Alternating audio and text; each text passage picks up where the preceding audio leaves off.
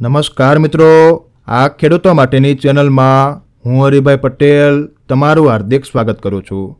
ખેડૂત મિત્રો, આજનો આ વિડીયો ગુજરાતના તમામ ખેડૂતો માટે ખૂબ જ અગત્યનો છે અને વિડીયોમાં રજૂ થયેલા દરેક મુદ્દાઓ ગુજરાતના દરેક ખેડૂતોએ એકવાર સમજવા જેવા છે। ખેડૂત મિત્રો, તમે જાણતા જ હશો કે વર્ષ 2024ની ચૂંટણી હવે ખૂબ જ નજીક આવતી જાય છે। તેવામાં ખેડૂતોના ઘણા બધા પ્રશ્નો આ વર્ષે ચૂંટણી પહેલાં આપણે ઉકેલવાના છે, જેમાં કપાસ, મગફળી, ડુંગળી જેવા કૃષિ જણસીના બજાર ભાવ કેટલા મળવા જોઈએ અને ટેકાના ભાવને લઈને સરકારે શું નવી જાહેરાત કરી છે તેની ચર્ચા કરવાની છે। સાથે વર્ષ 2024ની ચૂંટણીમાં ખેડૂત દેવા માફીને લઈને સરકારે શું નિવેદન આપ્યું છે તેની વાત કરશું અને જમીન માપણીના પ્રશ્નો, પાક વીમાના પ્રશ્નો, દિવસે વીજળીના પ્રશ્નો અને વિવિધ યોજનાઓમાં આવતી મુશ્કેલીઓ જેવા તમામે તમામ સમસ્યાઓ આ ખૂબ જ અગત્યના વિડીયોમાં આપણે રજૂ કરવાની છે અને આપણી વાત ગુજરાતના છેક છેવાડાના નાનામાં નાના ખેડૂત સુધી પહોંચાડવાની છે। ખેડૂત મિત્રો, આ માહિતી આપવાનો મારો મુખ્ય ઉદ્દેશ્ય આ ચૂંટણી પહેલાં વધારેમાં વધારે ખેડૂતોમાં જાગૃતતા ફેલાવવાનો છે અને વર્ષ 2024ની ચૂંટણી પહેલાં ખેડૂતોને નડતા દરેક પ્રશ્નોનું સમાધાન લાવવાનું છે, જેથી ગુજરાતના દરેક ખેડૂતો એકતા રાખી ખેડૂતોના મુદ્દાઓ ઉઠાવશે તો 100% 2024ની ચૂંટણીમાં આપણે ખેડૂતોના અટકેલા કામો સરકાર પાસે કરાવી શકીશું। જેથી ગુજરાતના દરેક ખેડૂતો આપણી આ માહિતી છેલ્લે સુધી જોજો અને બરાબર રીતે સમજજો અને તમારા દરેક મિત્ર મંડળને, દરેક સગાવાલાને, દરેક ફેસબુક ગ્રુપમાં અને વોટ્સએપ ગ્રુપમાં આ વિડીયો મોકલજો, જેથી વધારેમાં વધારે ખેડૂતોમાં જાગૃતિ ફેલાય અને યોગ્ય માહિતી મળી રહે। ખેડૂત મિત્રો, જમીન લોન માફી અને બીજા મહત્ત્વના પ્રશ્નોની વિગતવાર ચર્ચા વિચારણા કરીએ તેના પહેલાં જે મિત્રોને આ ખેડૂતો માટેની ચેનલમાં જોડાવાનું બાકી હોય તે ખાસ નીચેનું લાલ કલરનું સબસ્ક્રાઈબનું બટન દબાવી આ ખેડૂતો માટેની ચેનલમાં જોડાઈ જજો, જેથી તમને ખેડૂતોને લગતા તમામ સમાચારો મળતા રહે। તો મિત્રો, વર્ષ 2024ની ચૂંટણીમાં દરેક ખેડૂતો માટે ખૂબ જ અગત્યનો અને સળગતો પ્રશ્ન હોય તો તે કૃષિ જણસીના યોગ્ય ભાવ ખેડૂતોને મળતા નથી। કોઈ પણ પાક હોય, કપાસ હોય, મગફળી હોય, ડુંગળી હોય, ચણા હોય કે ધાણા જીરું જેવા અન્ય પાકો હોય, છેલ્લા 10 વર્ષનું રિસર્ચ કરવામાં આવે તો જે પ્રમાણે મોંઘવારી વધતી જાય છે, દવા, ખાતર, બિયારણોના જે પ્રમાણે ભાવ વધ્યા છે તેની સામે ખેડૂતોને પોષણક્ષમ ભાવ મળતા નથી। અત્યારે મિનિમમ કપાસનો ભાવ 2000 થી 2200 હોવો જોઈએ, તેની સામે માત્ર ને માત્ર 1200 થી 1300 રૂપિયામાં ખેડૂતોનો કપાસ ઢોલે ટીપાય છે। જેથી સરકાર દ્વારા આયાત નિકાસ નીતિ અને ખેડૂતોના હિતમાં યોગ્ય નિર્ણય લેવામાં આવે અને ટેકાના ભાવ જે પ્રમાણે ખેડૂત સંઘ ભલામણ કરે છે તે મુજબ નક્કી કરવામાં આવે તો જ ખેડૂતોને પોષણક્ષમ ભાવ મળી શકે છે। અને ખરેખર જો ખેતીને ટકાવવી હોય તો સરકારે એકવાર ખેડૂતોને આ દયનીય સ્થિતિ ઉપર જરૂર નજર નાખવી જોઈએ। અત્યારે 90% ખેડૂતોને ખેતીમાં કાંઈ વધતું નથી અને ખેડૂત વર્ગ પછાત જતો જાય છે। તેનું માત્ર ને માત્ર કારણ ખેડૂતોને વધતી મોંઘવારી સામે પોષણક્ષમ ભાવ મળતા નથી તે છે।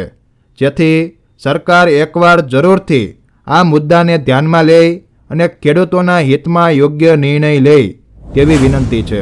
અને હવે મિત્રો, ખેડૂત દેવા માફીને લઈને સરકારે શું નિવેદનો આપ્યા છે તેની વાત કરું તો જે પ્રમાણે પ્રેસ કોન્ફરન્સમાં કૃષિ મંત્રી રાઘવજી પટેલે વાત કરી છે તે મુજબ વર્ષ 2024ની ચૂંટણી ભાજપની સત્તા માટે ખૂબ જ અગત્યનો ભાગ ભજવશે અને આ વર્ષ સરકાર માટે ખૂબ જ મહત્ત્વનું હોવાથી ખેડૂતોને ખુશ કરવા માટે મોટી જાહેરાતો પણ કરી શકે છે।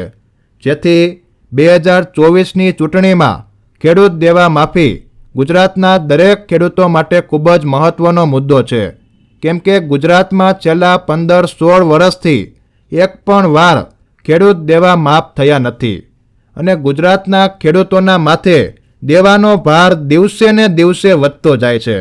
જેથી વર્ષ 2024ની ચૂંટણીમાં જો ખેડૂતોમાં એકતા હશે તો આ વર્ષે દેવા માફી થવાની શક્યતા પૂરેપૂરી ગણી શકાય. કદાચ 100% દેવા માફ ન થાય, પરંતુ ખેડૂતોને ખુશ કરવા 20થી 25% દેવા માફની જાહેરાત આ વર્ષે થઈ શકે છે.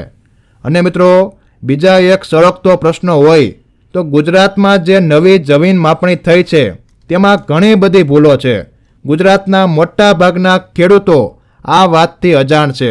આપણી જમીનો ઓનલાઈન નકશામાં જોવામાં આવે તો તેમાં ઘણી બધી ભૂલો છે. અમુક ખેડૂતોની જમીનો ઓછી થઈ ગઈ છે તો અમુક ખેડૂતોની જમીનો નકશામાંથી જ ગાયબ છે. જેથી ખેડૂતોનો આ સળગતો પ્રશ્ન સરકારે તાત્કાલિક સોલ્વ કરવો જોઈએ. કેમ કે ભવિષ્યમાં સરકાર કોઈ રોડ રસ્તા કાઢે કે બીજા કોઈ સરકારી કામો હાથ ધરે તો બિચારા ભોળા ખેડૂતોની જમીનો વગર કારણે માલિક હોવા છતાં પણ કપાઈ જશે અને નાનો ખેડૂત વર્ગ કંગાળ થઈ જશે. જેથી ખેડૂતો જાગૃત બનજો અને તમારી જમીનોમાં ઓનલાઈન નકશા ખોલજો.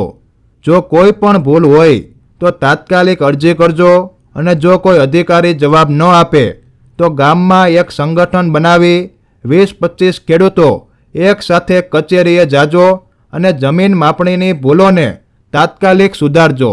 અને મિત્રો, છેલ્લા 8-10 વર્ષથી ખેડૂતો દિવસે વીજળીની માંગ કરે છે, પાક વીમાના પૈસાની માંગ કરે છે અને ઘણી બધી યોજનાઓ સરકાર બહાર તો પાડે છે, પણ તેમાં ખેડૂતોને કોઈ લાભ મળતો નથી.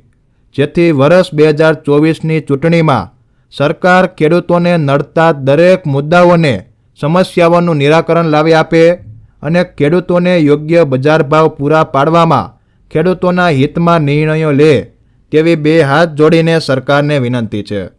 ખેડૂત મિત્રો, આપણે જે મુદ્દાઓ અને ખેડૂતોને નડતી સમસ્યાઓની વાત કરી છે તેવી નાની મોટી સમસ્યાનું સમાધાન લાવવું સરકાર માટે બહુ અઘરું કામ નથી. જો સરકાર ધારે તો ખેડૂતોના દરેક પ્રશ્નોનું સમાધાન લાવી શકે છે. જેથી મિત્રો, આપણે દરેક ખેડૂત ભાઈઓએ એક થઈ વર્ષ 2024ની ચૂંટણી પહેલાં ખેડૂતોના તમામ મુદ્દાઓ સરકાર સુધી પહોંચાડવાના છે અને તેનું તાત્કાલિક નિવારણ લાવવાનું છે. ખેડૂત મિત્રો, આપણે હજુ પણ એક મુદ્દાઓને ધ્યાનમાં રાખીને સરકાર સામે ધારદાર રજૂઆતો કરીશું. જરૂર પડીએ આપણે એકત્ર પણ થશું અને જ્યાં જ્યાં તમારી જરૂર પડે ત્યાં તમારે પણ સાથ આપવાનો છે. અને મિત્રો, તમારા વિસ્તારમાં ખેડૂતોને નડતા કેવા પ્રશ્નો છે અને તે પણ મને કોમેન્ટ કરીને જણાવજો, જેથી ખેડૂતોના પ્રશ્નો અંગે સરકારને આપણે જાણ કરી શકીએ અને સરકારને પણ ખ્યાલ આવે. હાલ મિત્રો, આજના કૃષિ કાર્યક્રમમાં બસ આટલું જ. ફરી મળીશું નવા ટોપિક અને નવા સમાચાર સાથે. જય જવાન, જય કિસાન.